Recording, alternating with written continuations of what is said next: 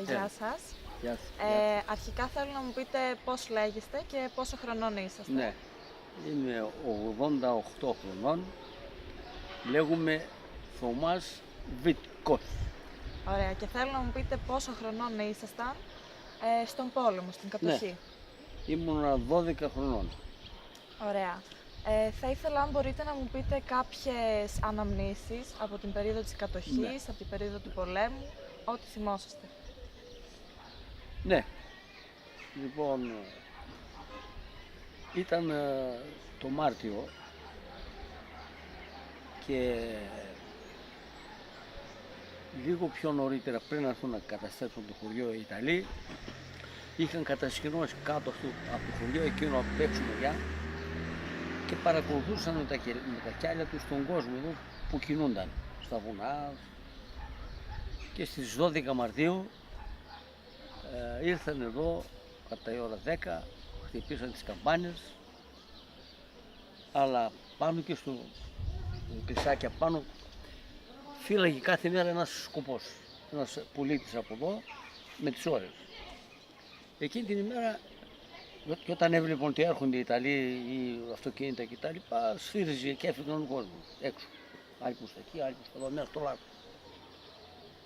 Λοιπόν, αυτό σφύριξε ο άνθρωπος, σφυρίχτρα είχε εκεί πέρα, σφύριξε τον κόσμο και έφυγαν. Όσοι πρόλαβαν και έφυγαν. Ορισμένοι έμειναν στο χωριό. Ήρθαν οι Ιταλοί, όσοι έφυγαν από εδώ μέσα, στον τολάκο εδώ, δεν σκοτώθηκε κανένας. Όσοι έφυγαν από εκείνα τα βουνά εκεί πέρα, γιατί αυτοί έτρεξαν με τα άλογα από εκεί και τις έπιασαν αυτούς στα βουνά και τους σκότωσαν όλοι. Λοιπόν, όσοι έφυγαν από εδώ δεν σκοτώθηκε κανένας.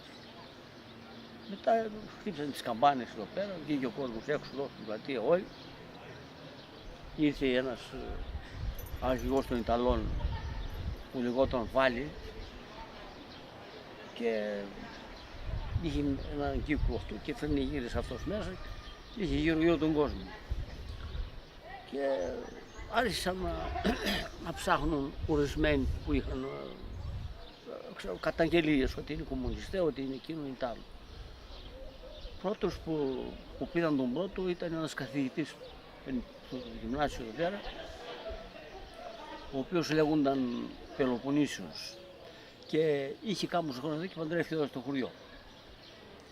Τον πιάνουν αυτόν πρώτα, ένας Ιταλός τον είχε από πίσω με το πιστόλι και ανοίγαν τον κόσμο να δείξει ποιοι είναι οι κομμουνιστές. Ο άνθρωπος έλεγε δεν ξέρω, είμαι ξένος. Δεν ξέρω, είμαι ξένος. Τελικά τον άφησαν αυτόν. Μας μαζέψαν από εδώ, μας βάλανε σε ένα κτίσμα εκεί μέσα και ήταν μια μεγάλη αίθουσα. Μας μαζέψαν όλο το γενικόπαιδο εκεί μέσα, αφού χωρίσαν στην αρχή, μαζεύαν τα παιδιά, εδώ ήταν ένα κτίσμα πάλι, ήταν αστυνομία, από πίσω εδώ, χωρίζαν τις μάνες τα παιδιά και οι άντρες που έμεναν, που ήταν μέσα εδώ και βγήκαν έξω, τσέπιασαν, χωρίσαν και αυτοί. Και μας βάλανε εκεί μέσα στο σχολείο μέσα. Εκεί μέσα οι γυναίκες έλεγαν θα μας κάψουν εδώ μέσα, τώρα ζωντανοί όλους. Άρχισαν να κλαίνουν τα μικρά τα παιδιά, όλοι μας ας πούμε.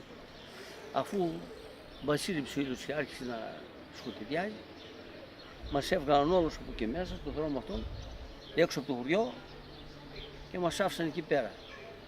Πήραν και ορισμένοι άντρες από εδώ που ήταν, ξέρω εγώ, ο γνωστήτος τι ήταν και τους πήγαν έξω από το χωριό και αυτούς και εδώ κρατήσαν αυτούς τους υπολείπους που τους σκοτώσαν εδώ. Τώρα πώς, γιατί τους σκοτώσαν αυτούς και άλλους χαρίσαν, αυτό είναι δικό τους ας πούμε σκεπτικό. Και ύστερα από εκεί και πέρα κάθε μέρα το πρωί έρχονταν επί μια εβδομάδα εδώ πέρα καίγαν, μαζεύαν τα πράγματα από τα σπίτια που τα ανάκαγαν, ό,τι βρίσκαν μέσα τα παίρναν, ήταν λεγιονάριοι αυτοί, περισσότεροι ήταν λεγιονάριοι, ήταν αυτοί που ήταν Έλληνες και είχαν ταχθεί στο στρατό τον Ιταλικό. Αυτοί κλέβαν από τα σπίτια, έρχονταν και οι Ιταλοί με κάρα και άλογα από πέρα που είχαν φέρει από την Ιταλία, φορτώναν τα πράγματα μέχρι ώρα 12 και έφυγαν μαζί με τα πράγματα φορτωμένα και αυτό το απόγευμα έρχονταν ο κόσμος εδώ. Όσα πάλι σπίτια ήταν άγαγα, μάζευαν το τράγο, τα άκρυβαν για να μην μείνουν και χωρίς σακάκι που λέει ο λόγος. Αυτό ήταν όλο το σκηνικό. Είχατε κάποιον γνωστό σας που να τον έπιασαν εδώ πέρα, σε αυτό που έγινε στην πλατεία? Ναι, η μάνα μου είχε έναν αδερφό που ήταν 30 χρονών και τον σκότωσαν εδώ. Ναι. Και Ναι. μετά από αυτό το γεγονός φύγανε όλοι στα βουνά. Ναι, Αυτοί που- ο κόσμος από εδώ μετά από ορισμένες, άλλος την επόμενη μέρα, άλλος την μεθεπόμενη, έφυγαν όλοι που μπορούσαν έξω στα βουνά. Στα βουνά. Εσείς Εμείς πήγατε στα βουνά? πήγαμε σε Νατσόνα. Ναι. Καθίσαμε 15 μέρες. Ο πατέρας μου έφυγε από εδώ, βουνό του λάκου αυτόν, κρύτωσε, δεν έπαθε τίποτα. Δεν γύρισε για εσάς? Ο πατέρας σας? Πώς να κατέβει κάτω. Δεν γινόταν. Φοβόταν να μην πιάσουν. Ήταν κατεδρυφές του απάνω, οικογένειες, παντρεμένοι βέβαια αδερφές του. Και πήγαινε εκεί έτρωγε και μετά από 8 μέρες πήγα εγώ από αυτό το βουνό, εδώ είχε δρόμο. Πήρα ένα βαστό ψωμί και τον πήγα πάνω και έφαγε κάνα 2 μέρες. Μετά ένα βράδυ ήρθε η οργάνωση εδώ πέρα που ήταν έξω με 2 μουλάρια και μας είπαν στο τάδε σπίτι θα μας ζητήσει, θα σας πάρω πάνω. Ο πατέρας μου έφτιαξε με καλύβα εκεί πέρα, με τσίγκα και με πορνάρια σπάνιες, με δεμάτια πορνάρια και εκεί μέσα στριχιάσαμε ορισμένο χρόνο. Από εκεί που δεν ήταν καλό το μέρος, φύγαμε, μας πήγε αλλού, έφτιαξε καλύβες αλλού κτλ. Στα βουνά όλα αυτά. Στα βουνά όλα αυτά. Και ερχόμασταν κρυφά στις νύχτες και μαζεύαμε από εδώ ό,τι βρίσκαμε, κάνα κομματάκι ψωμί, κάνα καλαμπόκι που ήταν σε κάνα σπίτι. Οι συνθήκες εκεί πάνω στις καλύβες, από θέμα φαγητού, από θέμα... Αυτό λέω και εγώ. Πριν Ήταν έρθουν οι Ιταλοί, δύσκολες. πριν έρθουν οι Ιταλοί εδώ πέρα να καταστρέψουν το χωριό, οι άνθρωποι είχαν παραχώσει ορισμένα δοχεία μεγάλα, στάρια, καλαμόκια, κάτω στο έδαφος.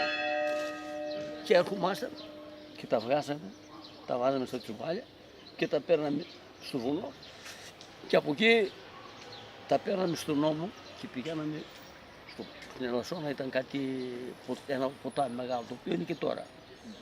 Λοιπόν, και είχε μήλους νερόμυλους. Και πηγαίναμε από αυτά τα βουνά, από βουνό σε βουνό, στον νόμο από 10 μπουκάδες στάρι και πηγαίναμε εκεί στους μήλους αυτούς και τα λέθαμε και τρώγαμε στα βουνά που ήμασταν να πάμε. Ύστερα μαζεύαμε και χόρτα, λάχανα από τα βουνά και τα μαγειρεύαμε.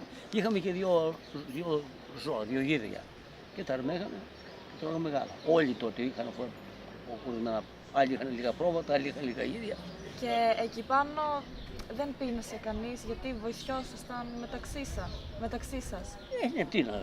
Οπότε δεν πέθανε κάποιος από την πείνα, όπως Όχι, ακούγαμε στις όχι, πόλεις. από πείνα δεν πέθαναν, αλλά από πείνα πέθανε ύστερα του 42 του 43. Ναι, αυτό ήταν αργότερα. Ήταν αποκλεισμό, ήταν αργότερα, δεν ήταν Ναι. το κάφι. Κάποιο άλλο έτσι σημαντικό Τίποτα άλλο. καταστροφή στο χωριό που να σας Ναι, έχει μείνει? μετά τον Αύγουστο, από τον Μάρτιο, τον Αύγουστο έρχονταν κάτι τάγκς μεγάλα από εκεί με τους Γερμανούς. Και πήγαν οι οργανώσεις από εδώ εκεί με τα Πουλιγόλα και αυτό μέσα είναι ένα στενό του παλιός του δρόμου που πήγε στη Βάρισα. Και βγήκαν να πάνε στα βουνά και σκότωσαν αυτού κάμπους από αυτοί.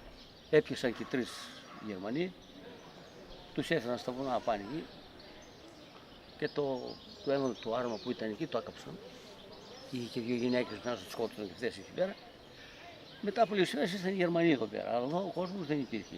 Κάτι ανάπηροι που ήταν παππούδες, σκότωσαν στα σπίτια μέσα, έψασαν τα σπίτια αυτή εδώ μέσα και έκαψαν και ορισμένα σπίτια που είχαν μείνει ακόμα. Οπότε όταν έφτασαν εδώ οι Γερμανοί, οι περισσότεροι κάτοικοι δεν υπήρχαν, Δεν είχαν υπήρχε, φύγει. ήταν όλοι στα βουνά. Δεν είχαν κατέβει ξανά κάτω, μέχρι ό,τι την ημέρα που φύγαν οι Ιταλοί και οι Ιταλοί πρώτα και μετά οι Γερμανοί, ο κόσμος ήταν στα βουνά πάνω. Δεν ξανακατέφυγαν κάτω. Έρχονταν, έπαιρναν και έφυγαν. Κρυφά. Βεβαίως κρυφά. Ήταν οι σκουπιές απάνω και τούσαν και λέγαν τώρα έφυγαν αυτοί οι Ιταλοί. Κατεβάτε κάποιοι, πάρτε ό,τι θέλετε. Έτσι πέρασαν τα χρόνια αυτά, δηλαδή μετά το κάψιμο.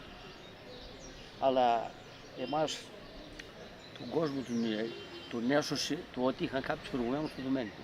Δεν ξέρω, πήγατε στο Δομένικο. Είχαν κάποιους. Το Δομένικο, ένα χωριό Ναι, του. ναι. Πήγατε. Πήγαμε, έχουμε πάει με το πρόγραμμα. Είχαν κάψει το Δομένικο και σκότωσαν τον κόσμο. Και υποψιάζουν τον κόσμο ότι πιθανόν να συμβεί και αυτό και εδώ. Και είχαν από νωρίτερα πολλοί κόσμοι, είχαν βγει στα βουνά και είχαν πιάσει καλύβες από αυτές που λέμε τώρα με τσίγκα από πάνω και καθόταν και στα βουνά. Οπότε σας βοήθησε το γεγονός ότι είχατε ακούσει για αυτό που συνέβη στο Βεβαίως, Δομένικο. ναι, βεβαίως, και φυλάγονταν ο κόσμος. Ναι.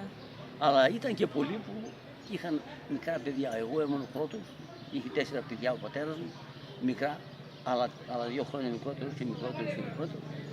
Και λίγο πριν να έρθουν οι Γερμανοί να μας κάψουν, είχαν πάει αυτό πέρα σε ένα μέρος και φτιάσαμε μια καλύβα. Έριξε ένα χιονάκι και μας ήρθε ξανά πίσω ο πατέρας μου. Πεθάμε από το κρύο εκεί πέρα. Κατάλαβε. Ναι. Έτσι έχουν τα πράγματα. Τι να σας πω. Βαγγέλη, έχουμε αρκετό. Έχουμε ένα 20 λεπτό. Α, είμαστε από καιρό. Να, κλείστο. Ωραία. Ευχαριστούμε πάρα πολύ για την Να είστε εργασία καλά, να σας. είστε καλά παιδιά. Ευχαριστούμε. Να γεράσετε κι εσείς να γίνετε σαν και εμένα.